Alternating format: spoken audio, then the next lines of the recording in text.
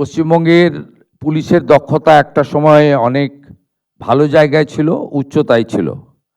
কলকাতা পুলিশকে আন্তর্জাতিক স্তরের অনেক পুলিশ ডিপার্টমেন্টের সঙ্গে তুলনা পর্যন্ত করা হতো। ধীরে ধীরে পুলিশের যে উচ্চতা এবং তার দক্ষতা সেটাকে বিগত দিনের সরকার কাজে লাগায়নি।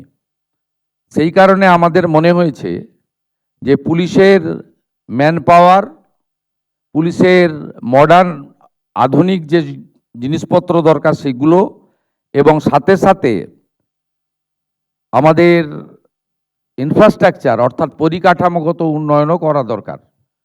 এবং আমরা আজকে এই এগ্রিমেন্টটা করছি এই কারণে, যাতে আমাদের কেন্দ্রীয় পুলিশ নির্ভর পশ্চিমবঙ্গ পুলিশকে থাকতে না হয়, আমাদের সেই দক্ষতায় এবং উচ্চতায় আমাদের পুলিশকে আমরা নিয়ে যেতে পারি।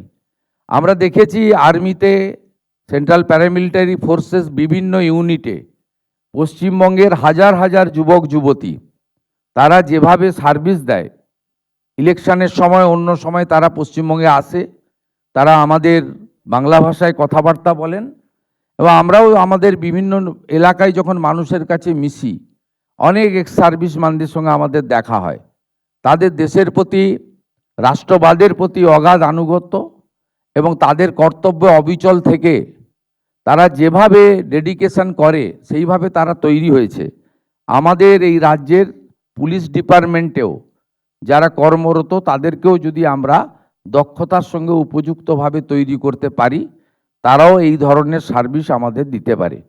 আমরা বিগত দিনে দেখেছি যে পশ্চিমবাংলায় পুলিশের মধ্যে দক্ষতা থাকা সত্ত্বেও শুধুমাত্র তাদের প্রকৃতপক্ষে উপযুক্তভাবে তৈরি না করা, আত্মরক্ষার সামগ্রী, আধুনিক সামগ্রী না দেওয়া এবং তাদের পুলিশের সংখ্যা বৃদ্ধি না করার ফলে আমাদের পুলিশ ডিপার্টমেন্টের কাছ থেকে যে আশা প্রত্যাশা জনগণ করেন বা আমরা করি, সেখান থেকে অনেকটা দূরে সরে গেছে।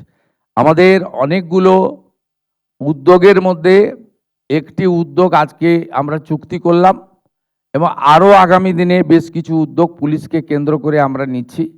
আমরা পুলিশের ম্যান পাওয়ার রিক্রুটমেন্ট বাড়ানোর জন্য ব্যবস্থা নিচ্ছি। রিক্রুটমেন্ট পলিসিতে আরও স্বচ্ছতা আনার জন্য আমরা তার ব্যবস্থা নিচ্ছি। আমাদের যে ট্রেনিং নিয়ে বসে আছে 16,000 কনস্টেবল, তাদেরকেও আমরা কাজে লাগানোর জন্য উদ্যোগ গ্রহণ করছি।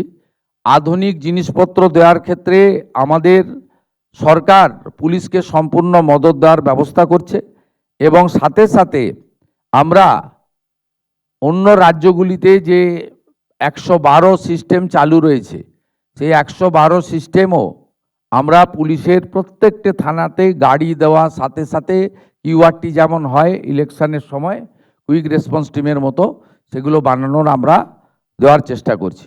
আমার মনে হয়েছে এই এগ্রিমেন্টের ফলে আমাদের পুলিশের মধ্যে যে উচ্চমানের হিউম্যান রিসোর্সেস রয়েছে তাকে আমরা প্রকৃতপক্ষে মূল্যায়ন করতে পারবো, তৈরি করতে পারবো। আগামী দিনে রাজ্যের আইন শৃঙ্খলা রক্ষার ক্ষেত্রে, নারী নিরাপত্তার ক্ষেত্রে, আমাদের বাংলাদেশ সন্নিহিত সীমান্ত সুরক্ষার ক্ষেত্রে এবং ভারতীয় ন্যায় সংহিতার অন্তর্গত জাস্টিস দেওয়ানোর ক্ষেত্রে বা অভিযুক্তদের বিরুদ্ধে পানিশমেন্ট দেওয়ার ক্ষেত্রে আমাদের বাহিনী অত্যন্ত উচ্চতার সঙ্গে তৈরি হয়ে উপযুক্ত সার্ভিস দিতে পারবে। এই প্রস্তাব আমাদের জাতীয় রক্ষা ইউনিভার্সিটি থেকে গত বছর 2025 নভেম্বর মাসে এসেছিল। বিগত সরকার তারা এই বিষয়ে উদাসীন ছিলেন, তারা অবহেলা করেছেন।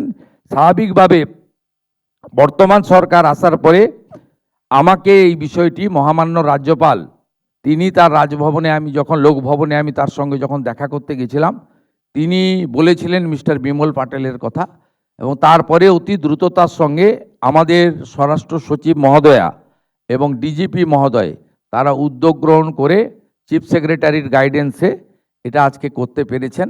আমি অত্যন্ত খুশি। আমি পশ্চিমবাংলার জনগণকে প্রেস মিডিয়ার বন্ধুদের মাধ্যমে আশ্বস্ত করতে চাই, পশ্চিমবঙ্গে বিগত দিনের মতো শাসকের আইন নয়, আইনের শাসন আমরা ইতিমধ্যে প্রতিষ্ঠা করেছি। আরও সুদৃঢ় করব। আমাদের পুলিশ কর্মীরা কেউ আহত হয়ে হসপিটালে যাবে না, আমাদের পুলিশ কর্মীদের গায়ে থেকে রক্ত বেরোবে না। আমরা সেইভাবে সুরক্ষিত পুলিশ তৈরি করব।